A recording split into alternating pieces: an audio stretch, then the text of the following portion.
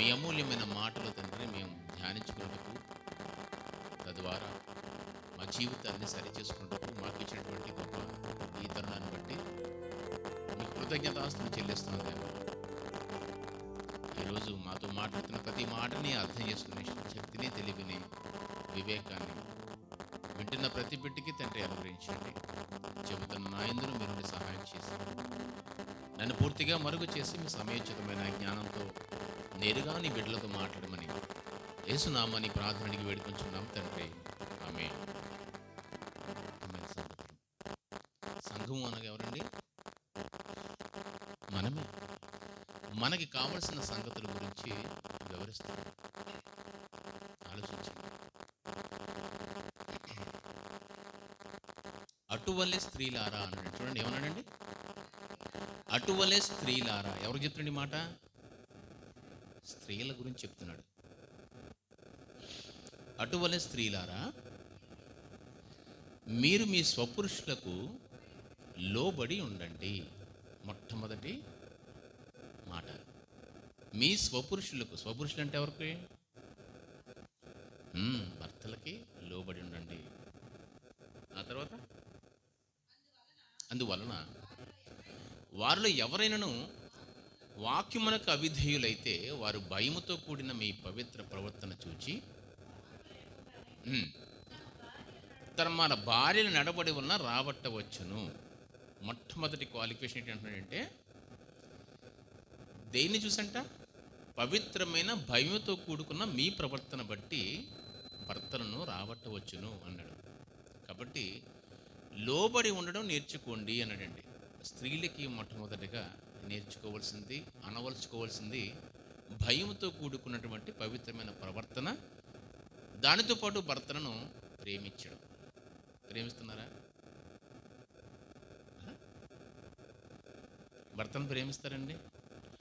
మనకి ప్రపంచ చరిత్రలో మనకి ఎవరైనా స్త్రీలందరికీ అంటే భార్యలందరికీ ఏమండి బద్ధశత్రువు ఎవడైనా ఉండంటే వాడు భర్తే. అవునా కదా? చెప్పండి.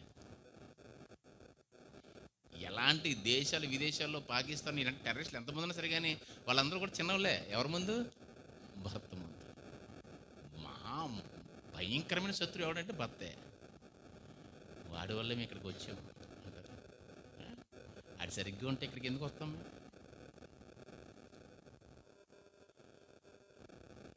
ఇలా ఇంత ఈ స్త్రీని చేసే విధానంలో దేవుడు మన ఈ యావత్ మానవాల్ని తయారు చేసింది ఇద్దరు జెండర్స్ని, అంటే రెండు తెగలుగా, అంటే రెండు జెండర్గా సృష్టించాడు. ఎవరంటే వాళ్ళు కూడా స్త్రీ పురుషులే ఉంటారు, వేరే వాళ్ళు ఎవరు ఉంటారు, స్త్రీ పురుషులు. కానీ పురుషుడికి ఏదైతే కారణమైతే ఉందో స్త్రీకి కూడా ప్రత్యేకమైన కారణం ఉంది. ఆ కారణంలో దేవుడిచ్చినటువంటి ఆ క్వాలిఫికేషన్ ఏంటంటే మొట్టమొదటిగా ఇదిగో మీ స్వపురుషులకు అంటే మీ భర్తలకు లోబడి ఉండండి. లోబడ్డమే కాకుండా పవిత్రమైన భయముతో కూడుకున్న మీ పవిత్రమైన ప్రవర్తన కలిగి ఉండాలి. వాడికి వాక్యం వచ్చావు, వాక్యం రాదా తర్వాత సంగతి. ముందర మీ ప్రవర్తన బాగుంటే వాడు ఆటోమేటిక్గా దేవుళ్ళకి వచ్చేస్తాడు. ఈరోజు భర్తలు దేవుళ్ళకి రావట్లేదంటే కారణం చెప్పండి, మీరే. మీరు నిజంగా ఈ స్త్రీలు, ఈ భార్య ఎవరైతే ఉన్నారండి, వాడు అన్యుడైనా సరే కానీ, అది దేవుడు అంటే తెలియనివాడైనా సరే కానీ, దేవుడు అంటే లెక్కలేనివాడైనా సరే కానీ ఖచ్చితంగా దేవుళ్ళలోకి వచ్చేస్తాడండి. ఎందుకంటున్నావు అంటే మాట నేను అంటలేదు, మాట సంఘ పెద్దని పేతురు గారు అంటున్నారు. ఒకవేళ రావలేదంటే కారణం నువ్వే, ఖచ్చితంగా మీరే. ఒకసారి ఆలోచించుకోండి, స్కాన్ చేసుకోండి. నా భర్తతో ఈ రోజు లేకపోతే ఈ నెల లేకపోతే ఈ వారం నేను ఎలా ప్రవర్తించను? ఒక్క తిట్టైనా తిట్టకుండా ఉన్నటువంటి దినాలు ఏదైనా ఉన్నాయా? ఇంకెలా మారుతాడు చెప్పండి? ఎలా మారుతాడు చెప్పండి? ఎన్ని శాపనార్థాలు పెడతామో ఏమండి. నిజంగా మీకు ఆ శక్తులు ఉంటే మొట్టమొదటిగా చంపేసి వాడిని చంపేస్తారు. దేవుడు కానీ మీకు వరాలు ఇచ్చి నువ్వు ఏదనుకున్నా జరిగిపోద్దనేసరికి మొట్టమొదటిగా చంపేసేది వాడినంటే వాడినే, భర్తనే. ఎన్ని శాపనార్థాలు. నిజంగా దేవుడు అంటే తెలియకపోయినా సరే కానండి మీ పవిత్రమైన ప్రవర్తన ద్వారా వచ్చేస్తాడటండి దేవుళ్ళకి. తర్వాత చదవండి, తర్వాత ఏమంటారు చూడండి. జడలు అల్లుకొనుటయు, తర్వాత బంగారు నగలు పెట్టుకొనుటయు, వస్త్రములు ధరించుకున్నట్టు వెలుపటి అలంకారము మీకు అలంకారముగా ఉండక. అసలు ఈ భర్తలు ఎందుకు మీరు తిట్టుకుంటారు తెలుసండి? మొట్టమొదటి కారణం ఇదే. ఏదో కొనలేదో ఏదో చేయలేదు ఆ తర్వాత సంగతి. అది మొట్టమొదటి అంటే ఎక్కడికైనా బయటికి వెళ్తున్నామంటే చాలు, వాడు ముందర తెలుస్తుండే ఒక గంట ముందు చెప్తాడు ఆటోమేటిక్గా. గంట కాదురా బాబు, ఓ 2, 3, 5 గంటల ముందు చెప్పాలి వీళ్ళకి అన్నట్టుగా ఈ ప్రవర్తన అలా ఉంటుంది. ఏం చేస్తారంట?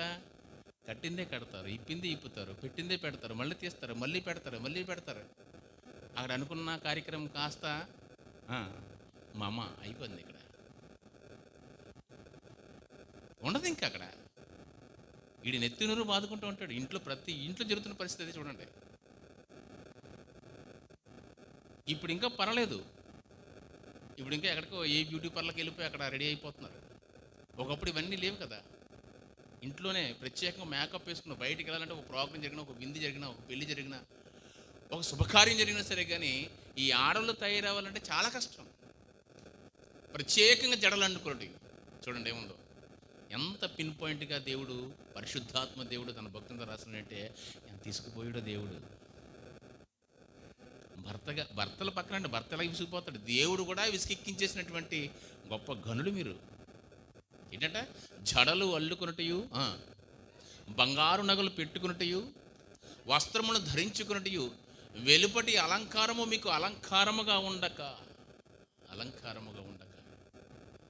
తర్వాత సాధు అయినట్టు, మృదువైనట్టు, గుణమును, అక్షయ అలంకారము. ఏమండి, మీరు పెట్టుకున్నటువంటి ఈ ఆభరణాలు మరలా కొంతకాలానికి మళ్ళీ మెరుగు పెట్టించుకోవాలి.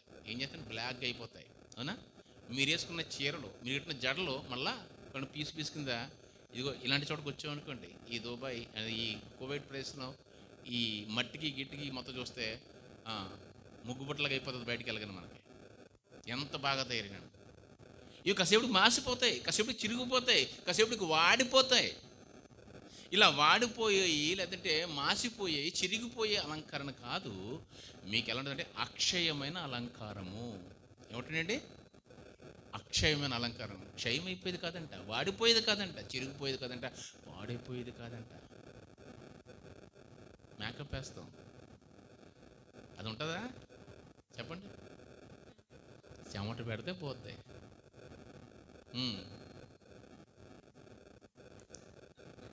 గమనించండి, ఇవన్నీ పోయే కాదు, ఉండే అలంకారం ఉండుతుంది. అక్షయమైన పోయే వంటివి కాదు, నిత్యం ఉండిపోయే అలంకారం కావాలి. మీ హృదయపు అంతరంగ స్వభావమందు ఎక్కడ ఉండాలంటే ఈ అలంకారం? హృదయంలో మాత్రమే కాదు, అంతరంగంలో కాదు, అంతరంగ స్వభావంలో. అంటే ఈ ఒకరోజుకి ఒక పూట కాదు, నీ స్వభావం ఎప్పుడు ఎలా ఉండాలంటే, ఇదిగో నేను ఎప్పుడు కూడా ఈ గుణాలు కలిగి ఉండాలి. నా స్వపురుషునికి గౌరవం ఇవ్వాలి, నా పురుషునికి నేను మర్యాద ఇవ్వాలి, లోబడాలి. నా పవిత్రమైన ప్రవర్తన ద్వారా, నా సాధువైనటువంటి మృదువైనటువంటి ఈ అంతరంగ అలంకరణ ద్వారా నేను నా పురుషునికి అలాగే నా దేవుని కూడా నేను అందంగా కనిపించాలి అంటే. అంతరంగ స్వభావం మీకు అలంకారంగా ఉండవలను. అది చూడండి, దేవుని దృష్టికి మిక్కిలి విలువ కలిగినది. దేవుడికి ఏది అందమో మీకు అర్థమైపోతుందండి. మీ భర్తకి ఏది అందమో మీరు ఎలాగ చేయరు, కనీసం దేవుడన్నా గుర్తించండి. మీ భర్తలకు భయపడినందుకు కనీసం దేవుడికన్నా భయపడతారా? వాళ్ళు దేవుడికన్నా భయపడితే ఆ దేవుడు ఏమడుగుతున్నాడో చూడండి. అది దేవుని దృష్టికి మిగుల విలువ గలగనది. దేవుడి దృష్టికి మిగిల విలువైనది. ఇదంతా వింటే మీకేమర్థమైంది? నాకు అస్సలు సెట్ అవ్వదు అనిపిస్తుందా? చెప్పండి. ఇదేమి మీకు కొండలు మోసుకుని ఇక్కడ తీసుకొచ్చి పెట్టండి అనేది విషయం ఏం కాదు, అంత పెద్ద బ్రహ్మాండం ఏమి కాదండి. ఇది మీరు చెయ్యాలనుకుంటే చేయగలరు. ఇది చేయలేనిది ఏదైనా ఉందండి చెప్పండి. చాలా కష్టమైనది ఏదైనా ఉందా? కానీ చాలా కష్టమైంది, చాలా కష్టం నిజంగా. మీరు చెప్పండి, ఆ కొండన తీసుకొచ్చి పిండి చేసేమంటాం తెప్పించుకుని, ఇది అయితే మాత్రం మేము మానలేము అంటారు. అంత కష్టం ఇది. ఈ మధ్యన ఈ యాప్లు వచ్చేసిన తర్వాత, టిక్ టాక్లు వచ్చేసిన తర్వాత ఎవరో తెలియట్లేదు ఏంటి. ముసలుడు పడుసలు అయిపోతున్నారు, పడుసలు ముసలుడు ఎలాగైనా మార్చేస్తున్నారు దాంట్లోనూ. ఓకే, అదేదో తర్వాత చూసిన తర్వాత మోసపోయారట. తీరా వచ్చిన తర్వాత చూస్తే చాలా పెద్ద ఆవిడంట. నేను లవ్ చేసేటంటే ఒక అతను ఉరేసేసుకున్నాడు పాప కుర్రాడు. 25 ఏళ్ళ కుర్రాడు 45 50 ఏళ్ళ ఒక స్త్రీని ఏది లవ్ చేసేటట్ట. ఎందులోనూ ఈ టిక్ టాక్ యాప్లోను, రీల్స్లోను. ఆవిడ చూస్తే చాలా 25 ఏళ్ళలాగా ఉంది. అంతా చూస్తాను ఆవిడ కూడాను. దగ్గరికి వెళ్ళిందా తెలిసింది. ఒక కొడుకు కూతురు కూడా ఇద్దరికి పెళ్ళిళ్ళకి రెడీ అయినారట. వాళ్ళు పెళ్ళికి సిద్ధమైనారట. చూడండి, ఇదా గమనించండి. ఇవన్నీ కూడా వాడిపోయేవండి, మాసిపోయేవి, చెదిరిపోయేవి. అక్షయమైన అలంకారం ఉండాలన్నాడు దేవుడు. అది దేవుని దృష్టికి మిగిలిన విలువ కలిగినది అని చూడండి. దేవుని దృష్టికి విలువ కలిగింది, మిగిలిన విలువ కలిగింది. కొరింథీ రాసిన పత్రిక 7వ అధ్యాయము చదువుదాం. మొదటి కొరింథీ పత్రిక 7వ అధ్యాయము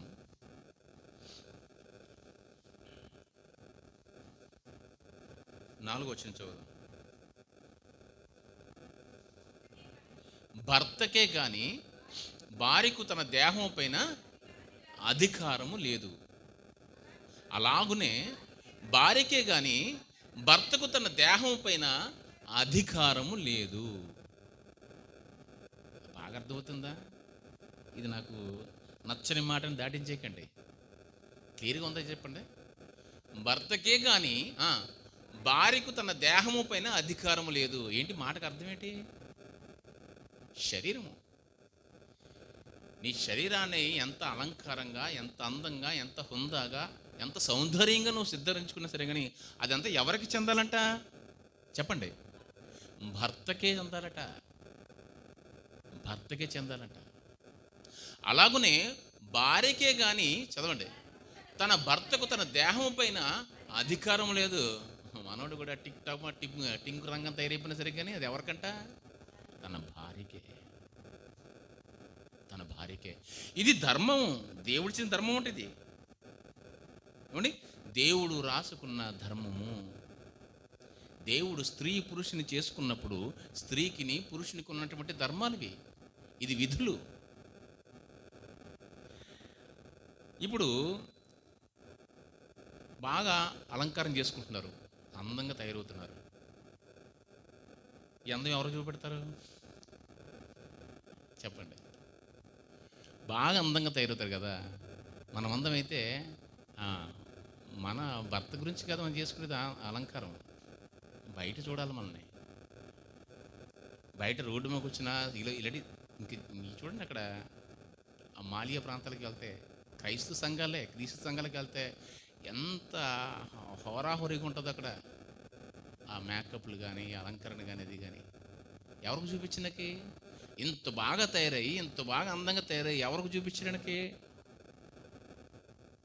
ఆలోచించండి. భర్తకే కానీ భార్యకు తన దేహం పైన అధికారం లేదు అనండి. బాగా తయారు మంచిదే. ఒకవేళ ఏమండి, నాకు అంతరంగ స్వభావమైన అలంకరణ నాకు ఉంది, దేవుడు చెప్పినట్టుగా మంచి స్వభావం ఉంది, నా భర్తకి లోబడే తత్వం ఉంది, మంచి ప్రవర్తన ఉంది, అలాగే నేను అన్నీ కూడా మంచిగా ఆలోచిస్తాననేటువంటి అంతరంగ స్వభావం చాలా మంచిగా ఉంది. ఇలా మంచిగా ఉన్నవాళ్ళు బాహ్య సౌందర్యం కూడా చేసుకున్నా సరే కానీ దేవుడేమీ కోప్పడ్డు. కానీ బాహ్య సౌందర్యము, ఈ శరీర అందము ఎవరికంటే నీ భర్తకి చెందాలి. ఎవరికి చెందాలి? నీ భర్తకి చెందాలి. అందంగా తయారవుతానండి. ఆ అందాన్ని ఎవరికి చూపించాలంటే నీ సౌందర్యాన్ని నీ భర్తకి. అలాగే భర్త కూడా జిమ్ములు చేసినా, కసరత్తులు చేసినా, స్లిమ్ అయిపోదామని ఎన్నో రకాలు చేసినా ఇవన్నీ ఎవరి కోసం అంటే చెప్పండి? భార్య కోసమై ఉండాలి. ఎవరికో కనబడాలని, ఎవరికో కనిపించాలని ఇది కాదు మనం చేసేది, మన భార్య కోసం. ఒకవేళ ఇది మనం పాటించలేదు, ఖచ్చితంగా పాటించం. కానీ మీకు మనకి ఒక భర్త ఉన్నాడు. ఎవరైనా? దేవుడు. ఆయన భర్త కదా మనకి. నిన్ను పోషించేవాడు, నీకు పోషకుడు, నీకు భర్త అయి ఉన్నాడంటే యెషయా గ్రంథం 54వ అధ్యాయంలో 5వ మాటలో ఉంటుంది అన్నమాట. 4-5 మాటలు. నిన్ను పోషించేవాడు నీకు భర్తనై ఉన్నాడంటే అంటే మనకు భర్త ఎవడు, మన పురుషుడు ఎవరు? దేవుడు. ఆ దేవుడికి మనం ఏమైనా కనీసం ఆ అందాన్ని అదే మన భర్తకే చెందాలనుకుంటే మన అందం ఎవరికి చెందాలంట? దేవుడికి చెందాలి. కనీసం దేవుడి గురించైనా సరే కానీ ఏమండి ఆయనకి అందంగా కనబడాలని తయారవుతామా? ఆయన అందం అంటే ఏంటంటే మరలా గ్రంథాన్ని అడిగితే చెప్తాడు ఏమంటే, ఇదిగో అంతరంగ స్వభావం మీకు అలంకరణగా ఉండాలి అంటాడు. బాగుంది, ఇంతవరకు బాగుంది. అయితే బాహ్య అలంకరణ అంటే బయట వేసుకున్నటువంటి ఈ జడలు అవ్వచ్చు, బంగారం అవ్వచ్చు, నగలు అవ్వచ్చు, ఈ వస్త్రాలు అవ్వచ్చు, ఇవన్నీ వేసుకుంటే దేవుడు కుళ్ళుకుంటాడా? చెప్పండి. ఇంత తయారైపోయిందని చెప్పేసి దేవుడైనా అసూయపడిపోతాడా? చెప్పండి. ఒకవేళ నిజంగా దేవుడి గురించి పక్కన పెడితే నువ్వు అందంగా తయారైతే నీ భర్తకి ఇష్టమేనా కదా? చెప్పండి. ఆనందిస్తాడు కదా, సంతోషిస్తాడు. నిజంగా అతను ఆనందింపజేస్తే ఏదో వచ్చేస్తుంది గిఫ్ట్, మీకు గిఫ్ట్. అవునే కదా? కాబట్టి నిజంగా అందంగా తయారవడం నీ భర్తకి ఇష్టమే. అది అందం అంటే అంతరంగ అందం ఉంది, బాహ్య అందం ఉంది కూడా. బాహ్య అందాన్ని కూడా ఆస్వాదిస్తాడు నీ భర్త. అలా నీ భర్తకే నీ అందం ఆనందింపజేస్తే దేవుడికైనా అడ్డా? చెప్పండి. దేవుడికైనా అడ్డుపడతాడా? అడ్డుపడ్డు. కానీ నీ అందం నీ భర్తకే చెందాలి అంటాడండి. నిజంగా నీ సౌందర్యం, నీ అలంకరణ, నీ అందం నీ భర్తకే చెందితే నీ భర్త మొదటగా ఆనందిస్తాడు. కానీ నీకంటే ముందరగా ఆనందించేవాడు ఎవడంటే దేవుడు. ఎందుకంటే నీ శరీరం మీద, నీ అందం మీద అధికారం అంతా ఎవరికి ఉందట? నీ భర్తకు ఉంది. నీ భర్తకి నువ్వు ఎప్పుడైతే నువ్వు ఆ లోబడి ఆ స్వభావాన్ని కనబరిచావో, నీ ప్రవర్తన కనబరిచావో, నీ గౌరవాన్ని కనబరిచావో, దేవుడు వెంటనే ఆనందిస్తాడు. ఎందుకంటే మనం ఇరువురు భార్య భర్తలు ఇద్దరు కలిస్తే మనకు పురుషుడు ఎవరంటే దేవుడు. అది చాలా అందం. భార్య భర్తల బంధాన్ని పెట్టింది ఆయనే. భార్య భర్తకు, భర్త భార్యకు కూడా విధులు విధానాలు పెట్టింది కూడా దేవుడే. అలాంటప్పుడు అవి కరెక్ట్గా మీరు పాటిస్తున్నప్పుడు మొట్టమొదటిగా ఆనందించేవాడు దేవుడండి, దేవుడు. అయితే చిక్కు ఎక్కడొచ్చింది? ఈ పేతురు గారు అంత పని పట్టుకుని అర్జెంటుగా పెన్న పుస్తకం తీసుకుని అర్జెంటుగా ఈ మ్యాటర్ రాయవలసిన పని ఎందుకు వచ్చింది? అటువలే స్త్రీలారా అని ఎందుకు ప్రత్యేకంగా ఇలా రాయవలసి వచ్చింది? వాళ్ళ ధర్మాలు మర్చిపోయారు, వారి విధి విధానాలు మర్చిపోయారు, ఎవరి కోసమో తయారవుతున్నారు, ఎక్కడికో వెళ్ళడానికి పరుగులు పెడుతున్నారు, ఎందుకో మేకప్లు వేసుకుంటున్నారు, ఏదో చేయడానికి వాళ్ళు సింగారించుకుంటున్నారు. అందుకే హుటాహుటిన హడావడిగా ఈ మాటలు రాయడం మొదలుపెట్టాడు. ఎవరంటే పెద్ద సంఘాన్ని బాధ్యతగా బరువుగా దాన్ని నడిపిస్తున్నవాడు, సంఘం పట్ల బాధ్యత కలిగిన వాడుగా తను అర్జెంటుగా రాయవలసిన పరిస్థితి ఏర్పడింది. ఏంటంటే అటువలే స్త్రీలారా, మీరు మాత్రం మొట్టమొదటిగా మీ పురుషులను పాడు చేస్తున్నారు, అలాగే వాళ్ళు కూడా చెడిపోతున్నారు. ఎందుకంటే గొల్లువని ఏడుస్తుంటారు. ఏమనంటే మమ్మల్ని పట్టించుకోవట్లేదండి, మమ్మల్ని చూడట్లేదండి, పిల్ల పాపను వదిలేసి ఎక్కడెక్కడికి తిరుగుతున్నాడు ఏంటంటే. అవునా కదా? చెప్పండి. ఎందుకు తిరుగుతాడు? ఎందుకు తిరిగితే చెప్పండి. మీరు నడవవలసిన త్రోవలు, మీరు నడవలసిన ప్రవర్తన, మీ ప్రవర్తన సరిగ్గా వాడి దగ్గర ఉంటే వాడు అక్కడిక్కడికి జంపులు చేయడు. అవునా కదా? కరెక్ట్గా ఉంటాడు. ఒకవేళ అది కూడా దాటాడా ఆ తర్వాత దేవుడు చూసుకుంటాడు, ఖచ్చితంగా వేస్తాడు లంపకాయ.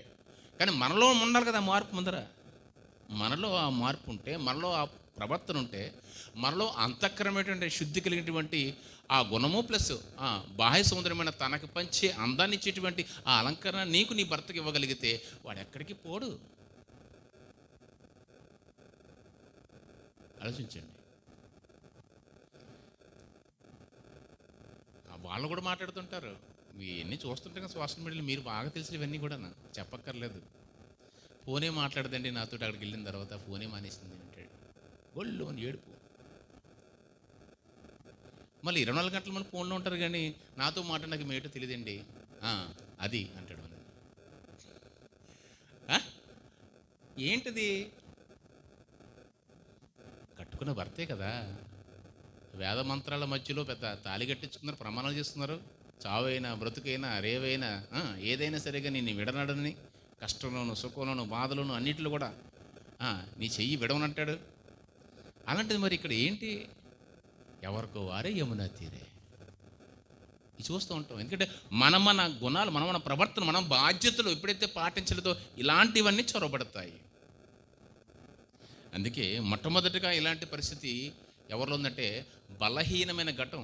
స్త్రీ పురుషులు ఇద్దరిలో కూడా స్త్రీని బలహీనమైన ఘటం అనేది. బలహీనమైన ఘటం అంటే ఏంటండి? ఘటం అనగా శరీరం, బలహీనమైన శరీరం. పురుషుల కన్నా స్త్రీ బలహీనమైన శరీరం. ఈ రాగద్వేషాలకి వెంటనే పడిపోతుంటుంది, అనగా ఈ భావోద్రేకాలకు లోనైపోతుంటుంది స్త్రీ శరీరం. అందుకే ఈ బలహీనమైన ఘటం కనుక ఈ బలహీనమైన దానిని దుష్టుడు లోబరుచుకునే ప్రయత్నం చేస్తుంటాడు. ఎందుకంటే ఏదైనా దెబ్బ వేయాలంటే ఎవరు వేస్తారు? బలవంతుడు వేస్తారా? బలహీనుడు వేస్తారా? బలహీనుడు వేస్తారు. ఈ దుష్టుడు ఏదైనా చెయ్యాలి, అది దేవునికి అడ్డుగా, అటు దాంపత్య జీవితానికి అడ్డుబండగా తగలాలంటే మొట్టమొదటిగా బలహీనమైన దాన్ని కొడతాడు. అలాగే మొట్టమొదటిగా పడిపోతుంది ఎవరంటే మీరే అని చెబుతూ స్త్రీలకి అటువలే స్త్రీలారా అన్నాడండి. ఏమన్నాడు? అటువలే పురుషులారా అని అనలేదు, రెండోసారి అన్నాడు. అటువలే పురుషులారా మీరు కూడా మీ భార్యను ప్రేమించుడి. ఎలా ప్రేమించాలి? సంఘమును ప్రభువు ప్రేమించి తన రక్తాన్ని దారపోసినట్టుగా మీరు కూడా మీ భార్యని ప్రేమించండి. అటువలే పురుషులారని పురుషులు కూడా చెప్పాడు. కానీ మొట్టమొదటిగా ఎవరికి చెప్పారంటే స్త్రీలకు.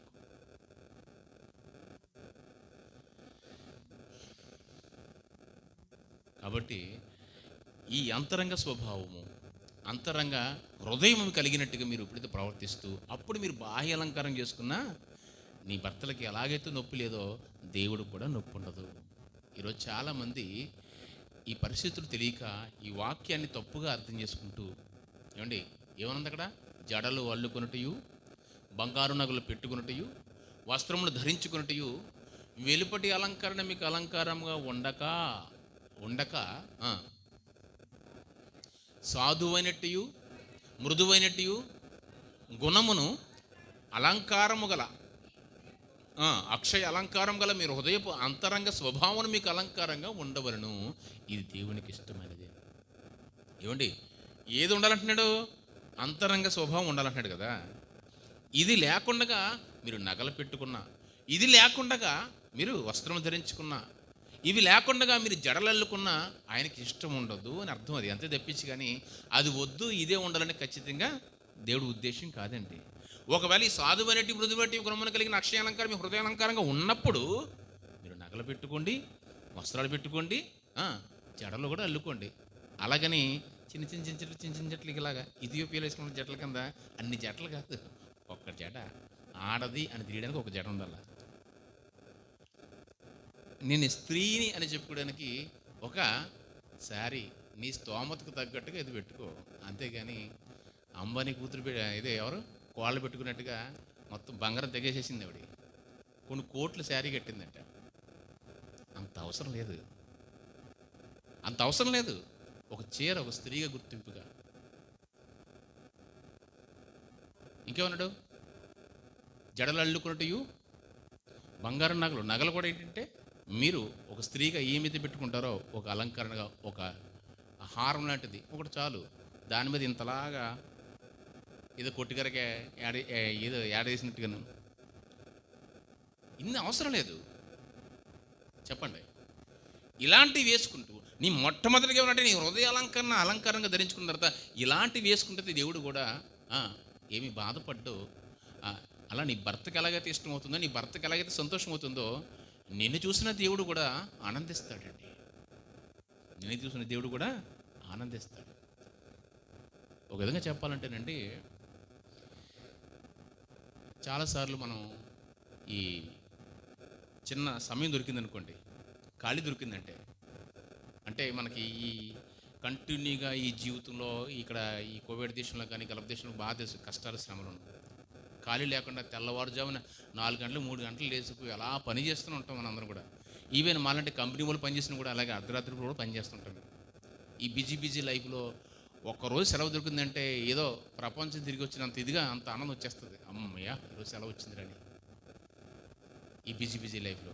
అలా సంవత్సరాల కొద్ది ఇక్కడ మనం పనిచేస్తున్నాం. మనకి ఒక నెల ఇంటికి వెళ్ళండి అంటే ఎలా ఉంటుంది? ఎగిరి గంతేసేట్టు ఉంటుంది. పైగా డబ్బులు ఇచ్చి జీతం ఇచ్చి వెళ్ళండి అంటే అబ్బా అది ఇంకా సంతోషం. ఇలాంటి బిజీ బిజీ లైఫ్లో ఒక నెల పాటు మనం బయటికి వెళ్ళామంటే ఎక్కడికి వెళ్ళాం చేస్తాం? ఇంటికి వెళ్ళిపోయిన తర్వాత ఏం చేస్తాం చెప్పండి? అలా టూరిస్ట్కి వెళ్దాం అనిపిస్తుంది. బయటికైనా విహారయాత్రకి వెళ్ళి తెలిసిన ఓ ప్లేస్కి మంచి ఊటీ ప్లేస్కి వెళ్ళి చూసి వద్దాం, కాస్త ఈ ప్రకృతిని ఆస్వాదిందని చెప్పేసి పిల్లలతో వెళ్ళడానికి ప్రయత్నం చేస్తూ ఉంటాం. అక్కడికి వెళ్ళి చూడండి, ఏం చూస్తారు? వెళ్ళినప్పుడు ఏం చూస్తుంటారు చెప్పండి? చెట్లు, కొండలు, ఆ ఆకాశాన్ని, ఆ గాలిని, ఆ మంచుని అయ్యే కదా చూస్తుంటారు.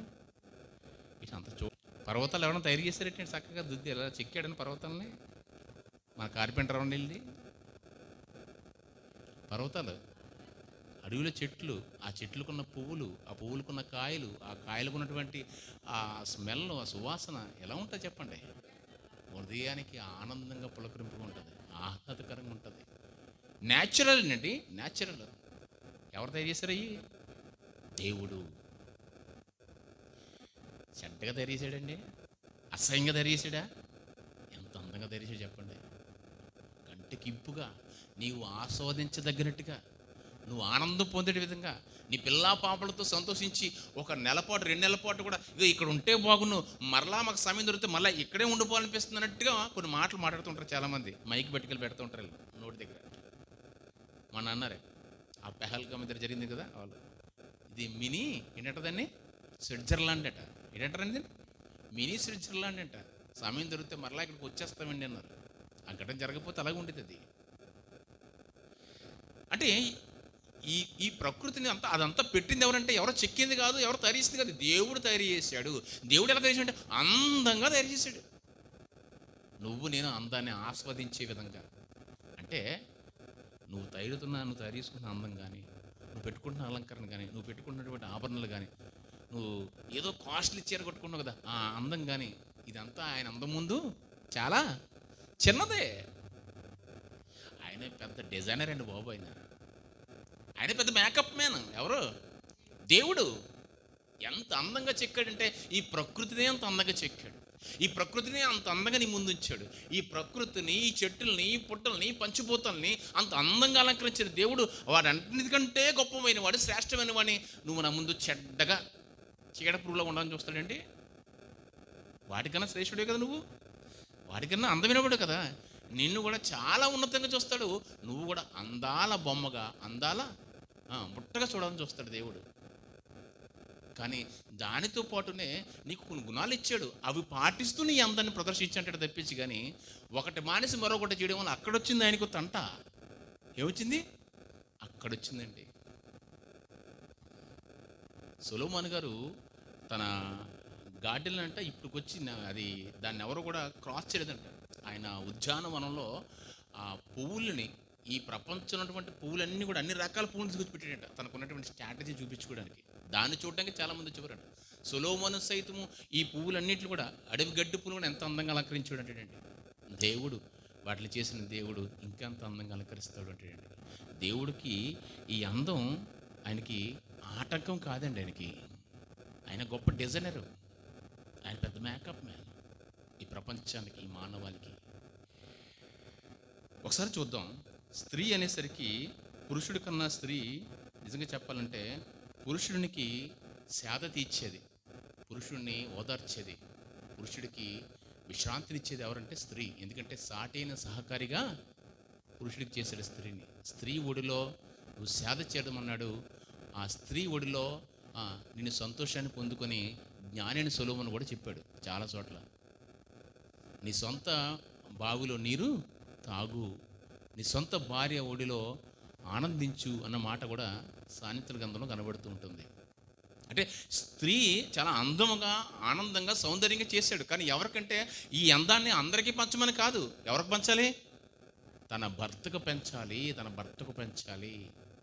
అలా పంచినప్పుడు ఆ అందాన్ని, ఆ సౌందర్యాన్ని నువ్వు ఆస్వాదించి, నువ్వు మాత్రమే ఆస్వాదించని చెప్పాడండి. అలా అందమైన బొమ్మగా తయారు చేసింది ఎవరంటే దేవుడు. ఎవరని? నిన్ను. చూడండి, యెహెజ్కేలు గ్రంథము 16వ అధ్యాయం చూద్దాం. యెహెజ్కేలు గ్రంథము 16వ అధ్యాయంలో 7వ వచనం చదువుదామా? 7వ వచనం చదవండి. మరియు నేల నాటబడిన చిగురు వృద్ధి అగునట్లు నేను నిన్ను వృద్ధిలోనికి తేగ, నువ్వు ఎదిగి పెద్దదానివై ఏంటమ్మా ఆభరణ భూషితరాలువై, ఆభరణ భూషితరాలువైతివి అంటే నువ్వు పెద్దదానివై ఆభరణ భూషితరాలువైతివి అంటే అర్థం ఏంటంటే అర్థం ఆభరణ భూషితరాలు అంటే ఆభరణాలు ధరించుకునేటువంటి వయసు నీకు వచ్చింది. తర్వాత దిగంబరివై అన్న వస్త్రహీనముగా నీకు స్తనములు ఏర్పడినప్పుడు తల వెంట్రుకలు పెరిగిను అంటే వయసు వచ్చిన దాని గురించి మాట్లాడుతున్నాడండి. మరియు నేను ఈ వద్దకు వచ్చి నేను చూడగా ఇష్టము పుట్టించు ప్రాయము నీకు వచ్చి ఉండని. ఎవరికంటే ఇష్టము?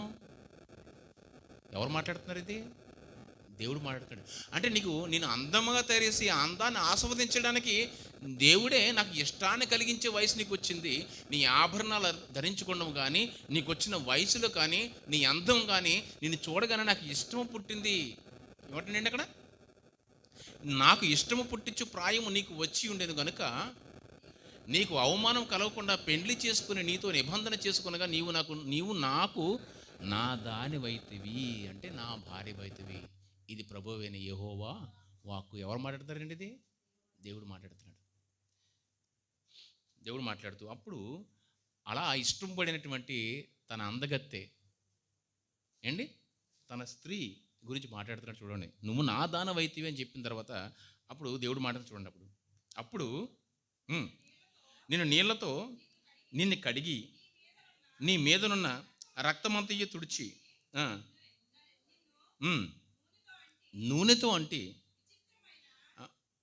విచిత్రమైన కుట్టు పని చేసిన వస్త్రము నీకు కుట్టింప చేసి తిని. చూడండి, అంటే నీకు నూనెతో నీ శరీరాన్ని ఏమంటాడంటే నీళ్ళని కడిగానండి. నూనెతో అంటే మనం అప్పుడప్పుడు మనం శుభ్రపరచుకున్నాం అందంగా తిరగడం నునుపు రావడానికి ఏం చేస్తామంటే మనం అదేదో అంటారు కదా పిండితోటి నలుగు ఏంటది నలుగు పిండితో నలుగు పెట్టి మన దేహాన్ని సౌందర్యపరుచుకుంటామండి. తెలుసా మీకు? అది మట్టంతా పోయేటట్లుగా అలాంటి అక్కడి నుంచి చెప్తున్నాడు. చూడండి, నలుగు పెట్టిన దగ్గర నుంచి చెప్తున్నాడు దేవుడు. నీకు నలుగు పెట్టాను, ఆ తర్వాత విచిత్రమైన చదవండి కుట్టు పని చేసిన వస్త్రం నీకు ధరింపజేసింది. విచిత్రమైన మాట తెలిసింది ఏంటి తెలుసు మీకు? విచిత్రమైన అంటే ఏంటండి? ఆశ్చర్యకరమైనది. ఆశ్చర్యకరమైన అర్థం ఏంటి? మామూలుగా ఒక 100 రూపాయల చీర అది ఆశ్చర్యమా? ఒక 200 1000 రూపాయల చీర ఆశ్చర్యం కాదు. అంతకంటే విలువైనది. అందరినీ ఆశ్చర్యపరిచేటువంటి వస్త్రాన్ని కుట్టించి మరీ ఎవరు తొడిగారంట? దేవుడు తొడిగారంట. ఆశ్చర్యకరమైన విచిత్రమైన కుట్టు పని చేసినటువంటి వస్త్రమును నీకు నేను ధరించాను. ఎవరిచ్చారంటే ఇది? దేవుడు. సన్నమైన ఎర్రని చర్మంతో చేయబడిన పాదరక్షములు నీకు తొడిగించింది. అబ్బా, చెప్పుల దగ్గర నుంచి కూడా ఎలాంటివి అంట? కాస్ట్లీ అండి. మంచి పాదరక్షణ నీకు తొడిగించాడట. తర్వాత సన్నపు అవిసనార బట్ట నీకు వేయించితిని. అబ్బా, పైన మళ్ళీ చెంగు లాంటిది. నీకు పట్టుబట్ట ధరింపజేసితిని. ఇంకా ఏమైతే కావాలో అన్నీ కూడా ఇచ్చాడట. పట్టుబట్ట ధరింపజేసితిని. తర్వాత మరియు ఆభరణముల చేత నేను అలంకరించి నీ చేతులకు కడియములు పెట్టి నీ మెడకు గొలుసును తగిలించి. బా, ఏం చెప్తున్నాడు? ఆడవాళ్ళకి ఏదైతే అలంకరణ ఉండాలో ప్రతి అలంకరణ కూడా చెప్తున్నాడు లేదండి. చేతులకి గాజులంట, కాళ్ళకి కడియాలంట, మెల్లో గొలుసు అంట. తర్వాత నీ చెవులకును నీ ముక్కులకును పోగులను నీ తలకు కిరీటము కూడా పెట్టించితిని. బా, తర్వాత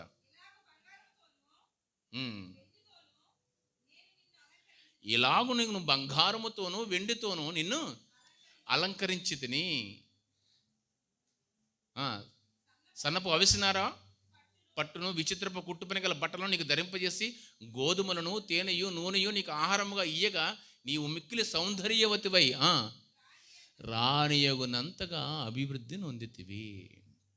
దేవుడు అలంకరణ చూడాలందో. ఈ ప్రకృతిని, ఈ పంచభూతాలని, ఈ చుట్టూన సముదాయాన్ని ఇంత అందంగా అలంకరింపజేసినటువంటి దేవుడు, అంతకంటే శ్రేష్టమైన అలంకరణ నిన్ను నన్ను కూడా అలంకరింపజేసినటువంటి దేవుడండి దేవుడు. ఆయనకి అలంకరణ అంటే అసహ్యమా చెప్పండి? చెప్పండి. చాలా ఆస్వాదిస్తాడు. కానీ ఎందుకు మరలా అది నాకొద్దు, ఈ అలంకరణ అంటే ఈ బాహ్యమైన బంగారు ఆభరణాలు కానీ, ఈ చీరలు కానీ, పట్టు వస్త్రాలు కానీ, చెవు కమ్ములు, కాలికడీలు ఇవన్నీ కూడా నాకు వద్దు, నాకు ఇది వద్దు అని ఎందుకు ఆయన వద్దు అనంత ఈ స్థితిగా ఎందుకు వెళ్ళిపోయాడంటే ఒకసారి గమనించండి.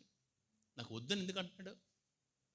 అదంటే ఇష్టం లేక కాదు, అదంటే ఆయనకు అసహ్యమేం కాదు. ఇవన్నీ ఉన్నప్పుడు కూడా నీకు ఉండవలసింది మరొకటి ఉంది, అది లేదని ఆయన బాధపడుతున్నాడండి. ఏది లేదంట?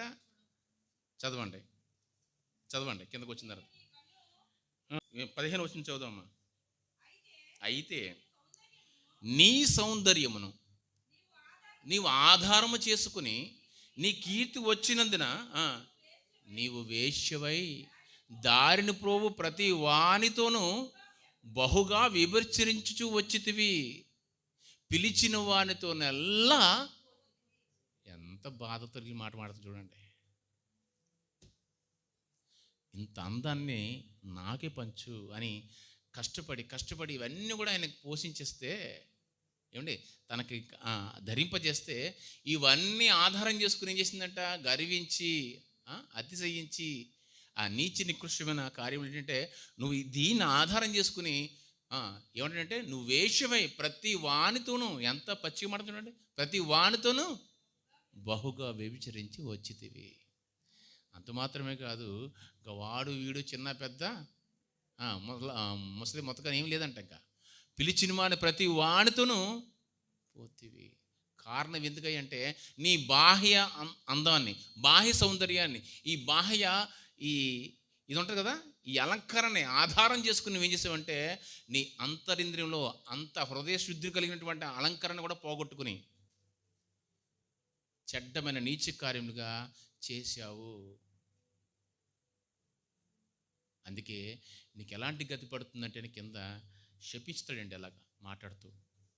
అయితే దేవుడికి, ఇంత అందంగా తెరిసిన దేవుడికి నిజంగా నువ్వు మంచిగా బ్రతికితే, మంచి ప్రవర్తన, హృదయాలంకరణ, సాధువైనట్టు మృదువైనట్టు హృదయం కలిగిన అంతరంగా అలంకరణకి అలంకారంగా ఉన్నప్పుడు ఉంటే ఇవన్నీ పెట్టుకున్నా సరే కానీ దేవుడేమి చెప్పండి తిడతాడా? లేదు. దేవుడికి కావాల్సింది ఉండాలి. దేవుడు కోరుకున్నట్టుగా ఉన్నప్పుడు నువ్వే పెట్టుకున్నా నువ్వు అందంగా ఉంటే ఆనందపడతాడండి దేవుడు. మీ ఇంట్లో చిన్నపిల్లలు ఉంటారు, చిన్నపిల్లలు, ఆడపిల్లలు, 5 ఏళ్ళు 6 ఏళ్ళ పిల్లలు చక్కగా ముద్దుగా చక్కని పట్టు వస్త్రం కట్టుకుని చక్కగా ఈ నగలు పెట్టుకుని గెంతలు వేసుకుంటూ వస్తూ నాన్న అని పిలిచిన గద్దె వస్తుంటే చాలా అసహ్యంగా ఉంటావా? ఇన్ని ధరించేసుకున్నావు, ఎంత అసహ్యంగా ఉందో అంటావా? అనం కదండి. ఇలా ఎత్తుకుని ముద్దెడుకుంటాం. ఒక తండ్రిగా నీ బిడ్డ పట్ల అంత ఆనందం ఉన్నప్పుడు, అంత సంతోషిస్తున్నప్పుడు, మనందరికన్నా తండ్రి కదండి ఆయన. అవునా కదా చెప్పండి. కాబట్టి ఆయన ఇంకా ఆనందిస్తాడు. కానీ ఆ ప్రేమను చూపించాలి. ఆ తండ్రికి నీ అందాన్ని, ఆనందాన్ని, నీ ప్రేమను ఎప్పుడైతే కనబరిచావో ఆయన అంత విధంగా ఆనందిస్తాడు. అంతేగాని అంత బాగా తయారు చేసి అన్నీ ఇచ్చి అన్నీ నీకు సమకూర్చిన తర్వాత పరిగెత్తుని పోయి ఇంకో ఎవరి దగ్గరికి వెళ్ళిపోయి ఇదిగో సావైనా బ్రతుకైనా సరే వీడితోటే మీరు నాకు వద్దు అంటది. అవునా కదా? 25 ఏళ్ళలో 20 ఏళ్ళు పెంచుతాడు. ఒక 6 నెలల్లో కనబడతాడు వాడు. కనబడిన తర్వాత నీకు ఎవరు కావాలమ్మా అని అంటే నాకు ఈడే కావాలంటది. ఎగిరి దన్నేడు ఇప్పుడు. అదే జరుగుతుంది అక్కడ. ఇంతలా పోషిస్తే నీ అందాన్ని, నీ సౌందర్యాన్ని ఎలా చూపించాలి? నీ గుణం ఎక్కడ పోయింది? నీ బుద్ధి ఎక్కడ పోయింది? నీ మనసు ఎక్కడేమైపోయింది? నీ ప్రవర్తన ఏమైపోయింది? ఇలాంటివి నేర్పినామా నీకు? నీకు కావాల్సిందల్లా కొన్నాను, కావాల్సిందల్లా ఇచ్చాను, అన్నీ సమకూర్చాను, ఎంతో ఉన్నతంగా ఇక పలానా వాడి కూతురురా, పలానా వాడి భార్య రానట్టుగా అంతలా చూసుకున్నాను. అంతలా చూసుకున్న తర్వాత ఇది అంత పెట్టుకుని వెళ్ళిపోయి ఎవరితోటో పోయో ఏదో చేసావు. ఎలా ఉంటుంది? దేనివల్ల కలిగింది? దీన్ని చూసే కదా నువ్వు వెళ్ళిపోయావు. దీన్ని ఆధారం చేసుకునే కదా ఇలా చేసావు. దీన్ని చూసుకునే కదా నా గుండెల మీద తన్నావు. అప్పుడు ఇది వద్దు అంటాడా చెప్పండి, అదే పర్లేదు అంటాడా చెప్పండి. అందుకే అలాంటప్పుడు, అలాంటి బాధ కలిగినప్పుడు నీకు ఇదే పాడు చేసింది ఎన్నో. అన్నట్టుగా బాధని వ్యక్తం చేస్తున్న మాటలు తప్పించి, కానీ నీకు అసలు అవి పెట్టాలనే కాదు, నీకు వద్దని కూడా కాదండి, దేవుడికి ఇష్టం కాదని కాదండి. నువ్వు పాటించవలసింది, ప్రవర్తించవలసింది, చూపించవలసిన గుణాలు నువ్వు చూపించకుండా ఉన్నందున అది నీకు వద్దు అంటున్నాడు తప్పించి, కానీ అది నీకు మొత్తానికి వద్దని కాదు. ఇది పాటిస్తే అవి కూడా మీరు వేసుకోవచ్చు, పెట్టుకోవచ్చు. అది కూడా ఒక ఏంటంటది, ఒక స్తోమత ఉంటుంది. మిగుల విలువ కలిగిన ఉందండి. ఏమనుందండి మాట అక్కడ? మిగుల విలువ కలిగినవి, మిగిలి విలువ కలిగినవి. అది దేవుడి వాళ్ళు తెప్పించి, కానీ మనం కావాలని కొని తెచ్చుకోవడం కాదు. అది ఆలోచించండి. దేవుని బిడ్డలారా, ఒకసారి చదువుదాం. తీతుకు రాసిన పత్రిక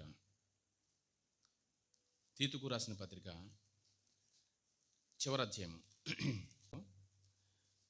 5 మాట చదువుదాం, చూడండి. మనము నీతిని అనుసరించిన క్రియల మూలముగా గాక తన కనికరము చొప్పునే పునర్జన్మ సంబంధమైన స్నానము ద్వారా పరిశుద్ధాత్మ మనకు నూతన స్వభావం కలుగు చేయటం ద్వారా మనల్ని రక్షించెను. పునర్జన్మ సంబంధమైన స్నానం అంటే ఏంటండి? బాప్తిజం.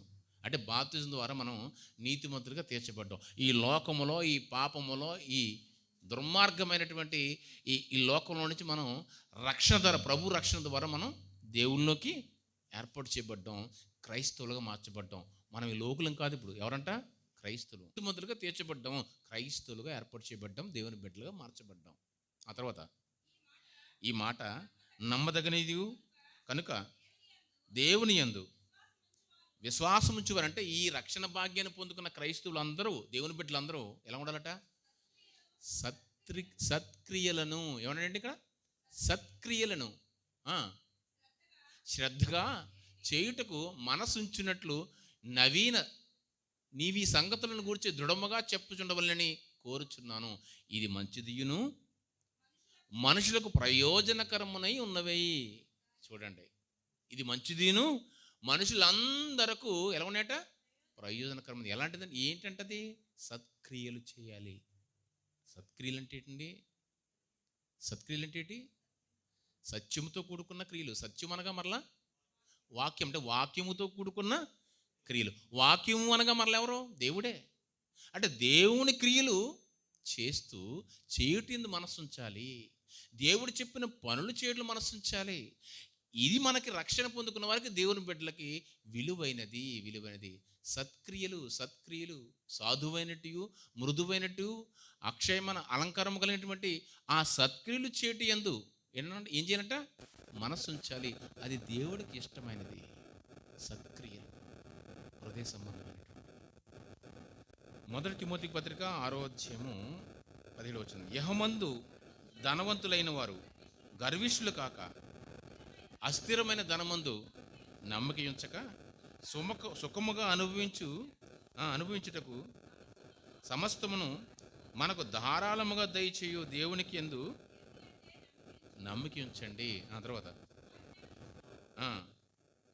వారు వాస్తవమైన జీవమును సంపాదించుకునే నిమిత్తము రాబోవు కాలమునకు మంచి పునాది తమ కొరకు వేసుకొనుచు మేలు చేయువారును సత్క్రియలు అను ధనము గలవారును ఔదార్యము గలవారును తమ ధనములో ఇతరులకు పాలిచ్చి వారిని ఉండవాలని ఆజ్ఞాపించాను.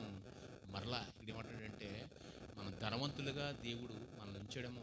మనకు ఒక్కొక్కరికి ఒక రకమైన స్థితి ఉంటుంది. ఒకడు సంపన్నుడు ఉండొచ్చు, ఒకడు పేదవాడు ఉండొచ్చు. ఏ స్థితిలో వచ్చినా సరే, కానీ ముఖ్యంగా ధనవంతులు తమ ధర్మం చేత గెర్రవేగక. చూడండి, ఇందాకేమన్నాడు? నీకు ఎన్ని ఆభరణాలు ఇచ్చాను, ఇంత బంగారం ఇచ్చాను, ఇంత కాస్ట్లీ చీరలు కట్టాను, ఇంత కాస్ట్లీ ఆభరణాలు నీకు ఇచ్చాను. ఇవన్నిటి ద్వారా నువ్వేం చేసావంటే వ్యభిచారిగా మారిపోయావు, లోక సంబంధిగా మారిపోయావు. పిలిచిన వాడితో అల్లా పారిపోయి ఇదిగో నాకు బాధను మిగిలించావు. సత్క్రియను తోలనాడేవు, సత్క్రియను విసిరిపారేశావు. ఒకవేళ సత్క్రియే నువ్వు పాటిస్తే, సత్క్రియ నువ్వు నడుచుకుంటే, నీకు అవన్నీ కూడా నీకు పెట్టి ఇంకా ఘనముగా నిన్ను ఏంటంట ఆశీర్వదించిన ఆయన. ధనవంతులు ముఖ్యంగా గమనించండి. ధనవంతులు మీ ధనం చేత విర్రవేగక సత్క్రియలు అను ధనము గలవారును. చూడండి, అంటే దేవుని క్రియలు వాక్య సంబంధమైన క్రియలు. ఆ ధనము కలవను ఔదార్యము అంటే గౌరవం కలిగిన మర్యాద కలిగిన వారుగా తమ ధనములో ఇతరులకు పాలిచ్చే వారిని ఉండాలని ఆజ్ఞాపించు. అటు తీతుకు రాసిన ఇటు తిమోతికి రాసిన ఏం చెప్తున్నాడంటే, ఇదిగో మీకు ఏం అలంకారంగా ఉండాలంటే సత్క్రియలు, దేవుని క్రియలు, అది అంతరంగ స్వభావం కలిగి ఉంటుంది. ఎదుటి వాళ్ళని ప్రేమించు, నీ భర్తని లోబడుండు, నీ భర్తని మర్యాద ఇవ్వు, గౌరవం ఇవ్వు. సంఘంలో ఎవరితో పాటు ఎలా నడుచుకోవాలో, ఎలా మర్యాదలను చూపాలో, ఎలా ప్రేమను చూపాలో, ఇవి గుణాలతో కూడుకున్నవి. ఇది స్వభావంతో వచ్చినవి, పైపైని కాదు. దేవుడంట నరుని వేషాన్ని చెప్పండి చూడడు, లక్ష్య పెట్టడు. నరుని వేషాన్ని చూడంట. నరుని ఏం చూస్తాడు మరి? నరుని హృదయాన్ని చూస్తాడు. హృదయాన్ని చూసాడు. హృదయాన్ని అంతరంద్రియాల్ని పరిశీలించే దేవుడు. నీ వేషమని చూడ్డు. నీ వేషం అంటే అర్థం ఏంటంటే అదొక రకమైన స్వభావం. వేషం అంటే అలాగని నేను అందంగా తిరిగితే నేను ఆయన ఓర్చుకోలేడని కాదు అర్థం. అది ఏంటంట, ఏదైతే లోపల ఉండవలసింది ఇన్నర్ స్వభావం లేకుండా అవుటర్ స్వభావం చూపిస్తున్నావో, బాహ్య స్వభావం చూపిస్తున్నావో, ఇన్నర్ స్వభావం అంటే అంతరంగ స్వభావం లేకుండా బాహ్య స్వభావం చూపిస్తున్నా ఆ స్వభావాన్ని చూడైనా. నువ్వు అంతరంగ స్వభావం మంచిదై ఉండి నువ్వు బాహ్య స్వభావం కూడా అందంగా చూపిస్తే ఆయన ఆస్వాదిస్తాడు, ఆనందిస్తాడండి. ఎందుకంటే ఆయన అందాన్ని ఆస్వాదించే దేవుడు. He has the most great designer, గొప్ప డిజైనర్ అండి ఆయన. కాబట్టి మీరు గమనించండి, ఆయన బాహ్య అలంకరణ ఆయన ఎప్పుడు వద్దనంటే అంతరంగ అలంకరణ ఎప్పుడైతే మనం తోలనాడేమో, ఆ సత్క్రియ అనేటువంటి ఆ మనస్సుతో కూడుకున్నటువంటి క్రియ ఎప్పుడైతే మనం బయటికి విసిరేసామో, అప్పుడు నీ బాహ్య సౌందర్యం కూడా బాహ్య వేషం కూడా నాకు వద్దు అన్నాడండి. అంతే తప్పించి కానీ ఆయన చేతరించుకునేవాడు కాదు, కుళ్ళుకునేవాడు కాదండి దేవుడు. ఇదంతా మీకు ఎందుకు చెప్పానంటే, ఈరోజు మన సోషల్ మీడియాలో చాలా దారుణంగా ఎవరో పువ్వులు పెట్టుకున్నారని చెప్పండి, తెలిసిందా? చూసారు మీరు? పువ్వులు పెట్టుకున్నారని చెప్పి, పువ్వులు పెట్టుకుంటే మీ దేవుడు తిడతాడా, మాస్టర్ గారు ఇలా అన్నారా అని చెప్పి చాలామంది ఇప్పుడు యూట్యూబ్లోనే ట్రెండ్ అయిపోయింది. అది ఎందుకు గురించి అంటే బజారు మనుషులు తిరిగినట్టుగా తిరిగిన వాళ్ళ గురించి మాట్లాడాడు ఆయన, అవునే కదా? కానీ మీ గురించి కాదు. అయినా సరే అంతరంగ స్వభావము మంచిగా ఉండి, అంతరంగ స్వభావము దేవుడికి అనుకున్నట్టుగా ఉండి, దేవుడికి అనుకూలంగా నడుచుకున్నటువంటి వారి స్త్రీలు పువ్వులు పెట్టుకోవచ్చు, ఆభరణాలు పెట్టుకోవచ్చు, అన్నీ పెట్టుకోవచ్చు. ఆ రెండు కలిగి కలబోసుగా నీ అందరిని ప్రదర్శిస్తే దేవుడు ఆనందిస్తాడు, నీ పురుషుడు ఆనందిస్తాడు, సంఘ కాపర్లు కూడా ఆస్వాదిస్తారు. అంతేగాని అది అందరికీ ఆపాదించినట్టుగా మాట కాదండి. దాన్ని కావాలని ఈరోజు బురద జలాన్ని ఉద్దేశంతో ఏం చేస్తారంటే ఆయన తప్పు మాట్లాడాడు. తప్పు మాట్లాడడం అంటే మిమ్మల్ని ఉద్దేశించి మాట్లాడేది మాట కాదు అది. వారు అలాంటి వారు కాదు అనండి. అలాంటి వారు కాదంటే వారంటే ఎవరండి? కొనలేని వారు అనండి. ఎవరంటే ఎవరి గురించి మాట్లాడుతున్నాడు? కొనలేదు కదా, పెట్టుకోలేదు కదా, కొనలేదు కదా, కొనరు వారు, అలాంటి వారు కాదు అన్నాడు. ఎవరు వారు అంటేనే వాళ్ళ సంఘం గురించి మాట్లాడుతున్నాడండి. మీకు అర్థమవుతుందా? వీళ్ళు వాటి మీద మనస్సు ఉంచుకున్న వాళ్ళు కాదు, వాళ్ళ మీద మనసు పెట్టలేని వారు, వారి మనసును తృణీకరించు దాని మీద. ఇంకెందుకంటే మాకు వద్దనుకున్నారు.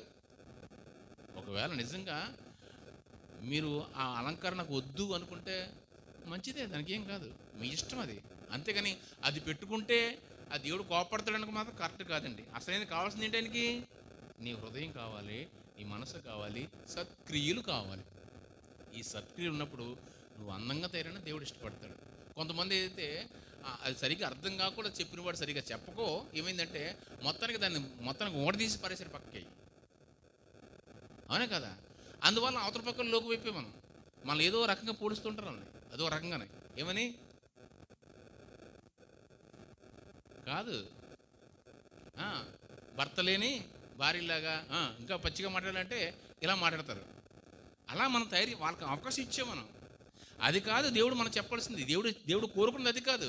నీ అంతరంగ స్వభావం మంచిగా ఉన్నప్పుడు, దేవుడు కోరుకున్న సత్క్రియలతో నిండున్నప్పుడు, నీ స్వభావం చాలా మంచిగా ఉన్నప్పుడు నువ్వు విలువ కలిగింది కాకుండా ఒక సామాన్యమైన అలంకరణ ధరించుకోవచ్చని దేవుడే కోరుకుంటున్నాడు. దేవుని బిడ్డలారా, దేవుడు కోరుకుంటున్నాడండి. అంతేగాని ఆయన మాటలు ఇది ట్రోలింగ్ చేస్తూ వక్రీకరిస్తే ఏమంటానంటే అది బయట వాళ్ళ గురించి మాట్లాడేమో అంటున్నాడు, కానీ బయట వాళ్ళ గురించి కాదు, బజారు మనుషులు క్లియర్గా అన్నాడండి. బజారు మనుషులు అంటే ఎవరు చెప్పండి? బజారు పని చేసుకోవాలి మనం అంటే కదా, అదే బజారు దానిలాగా అంటాం. అంటే అర్థం ఏంటి? మంచి వ్యక్తి కాదని అర్థం. అంటే చెడ్డ వ్యక్తుల గురించి మాట్లాడారు. చెడ్డ వ్యక్తులతో పోలుస్తూ మా సంఘంలో ఉన్న వాళ్ళు క్రీస్తు రక్తంలో కడగబడిన వారు, క్రీస్తు రక్షణలోకి వచ్చిన వారు, ఈ లోకం అనే పాపం నుంచి వచ్చి దేవుని బిడ్డలుగా మార్చబడిన వారు, వాళ్ళు చెడ్డ మనుషులు కాదు, బజారు మనుషులు కాదు అని చెప్పడంలో ఒక మాట స్లిప్పేట తెప్పించి, కానీ ఒకవేళ ఆయనకు కూడా ఈ పువ్వులు పెట్టుకోవడం అనేది నిజంగా, లేకపోతే ఈ అలంకరించుకోవడం అనేది దేవుడే గొప్పగా అలంకరించేవాడండి చెప్పాలంటే. అది తప్పేం కాదు, పెట్టుకోవచ్చు. అలాగని వాళ్ళని కించపరిచినట్టు కూడా కాదు. మృదువైనటివి, సాధువైనటివి, అక్షయమైన అలంకారం మొట్టమొదటిగా మనం సంతరించుకోవాలి. నీ స్వపురుషులు లోబడాలి, మర్యాద ఇవ్వాలి, గౌరవం ఇవ్వాలి. నీ మంచి ప్రవర్తన ద్వారా నువ్వు ఎప్పుడైతే ప్రవర్తిస్తావో ఆ అందాన్ని వాడు ఆస్వాదించాలి. అలా మీరిద్దరూ ఒకరి అందాన్ని ఒకరి ధర్మాన్ని ఒకరు పాటిస్తూ ఉంటే మీ ఇద్దరు దాంపత్య జీవితాన్ని చూసి ఆ అందాన్ని ఆస్వాదించేవాడు దేవుడు. దేవుని బిడ్డలారా, ఇంత అలంకరణ దేవుడే ఏర్పాటు చేసేటండి. కాబట్టి ముఖ్యమైనది ఏంటో, పాటించవలసింది ఏదో, మనం నేర్చుకోవాల్సింది ఏంటో, మన హృదయాల్లో లేదా మన జీవితాల్లో దాన్ని అనుకరించాల్సింది ఏంటో మనకు తెలియక ఈరోజు దాన్ని పొరపాటు పడుతూ అనేక రకాలుగా మనం అర్థం చేసుకుంటున్నాం, అపార్థం చేసుకుంటున్నాం. కొన్ని డినామినేషన్ కొన్ని సంఘాల వారు ఏమీ పెట్టుకోరండి, వాళ్ళకి అలా అర్థమైంది వాక్యం. కొంతమంది వారైతే అన్నీ పెట్టుకుంటారు. అలాగని అన్నీ పెట్టుకున్న వాళ్ళు గొప్ప వాళ్ళు కాదు, ఏమి తీసేసిన వాళ్ళు గొప్ప వాళ్ళు కాదు. అన్నీ తీసేసి ఇక్కడ కుర్చీలు తిరగేస్తున్నాను అనుకోండి, గొప్పలు అంటారా? బిందులు బద్దలేసిపోయి గిన్నెలు బద్దలేసిపోతున్నాయి అంటే అన్నీ తీసేశారు. ఎందుకు ఉపయోగం? ఏది తీయవలసింది తీయలేదు, అన్నీ పెట్టుకున్నాం, అసలేంది లేదు, అది కూడా ఉపయోగం లేదు. కాబట్టి ఇది ఉపయోగం లేదు, అది ఉపయోగం లేదు. మాది గొప్ప అనుకోవడం కాదు, కానీ దేవుడు కోరుకున్నది చేసిన వాడు గొప్ప. అది దేవుడికి అందమైన అలంకారం. కాబట్టి వాస్తవం ఏంటో గ్రహించండి. అటు రీతిగా దేవుడికి మిగుల విలువైనది, దేవుని దృష్టికి ఇది మిగుల విలువైనది అన్నట్టుగా విలువైన జీవితాన్ని, విలువైన అలంకరణని దేవుడికి అలంకరించి అటు నీ భర్తలకు అటు దేవుని కూడా అందంగా ఉండాలని కోరుకుంటే నా మాటలు ముగిస్తున్నాను. ప్రార్థన చేసుకుంటాను. మహిమల దేవ, కృప కలిగిన తండ్రి, విలువైన శ్రేష్టమైన మీ కృపను బట్టి చక్కని మాటలు తండ్రి మాకు వినిపించాలి. అవును తండ్రి, ఈరోజు తండ్రి మీ యొక్క పరిశుద్ధపు దినంలో తండ్రి నాయనా నీ బిడ్డలకు కావలసిన మాటలు, ఏది మీకు మిగిల విలువైనది, అందమైనది తండ్రి, ఏ అలంకరణ మీకు అందంగా మీరు ఆస్వాదిస్తున్నారనే విషయాన్ని కూడా, మీకు అక్షయమైన అలంకారాన్ని మేము సంతరించుకుంటూ మీకు అందంగా కనిపించాలని మీ కోరికను నెరవేర్చే బిడ్డలుగా మీరు ఉండాలని, మేము ఉండాలని మీరు కోరుకుంటున్నారు తండ్రి. అలాంటి అలంకరణ మేము అలంకరించుకుంటూ నేను స్తుతించుకునే భాగ్యాన్ని తండ్రి నీ బిడ్డలుగా మా అందరూ కూడా అనుగ్రహించమని మీరే మహిమ పొందుకోమని, విన్న మాటల ప్రకారం ప్రతి మాటను కూడా అర్థం చేసుకునే మనసును వినందరూ కూడా అనుగ్రహించి మీకు నిజమైన నమ్మకమైన నీ బిడ్డలుగా తీర్చిదిద్దుమని యేసు నామమున ప్రార్థన వేడుకొచ్చున్నాము తండ్రి. ఆమేన్. అందరికీ వందనాలు.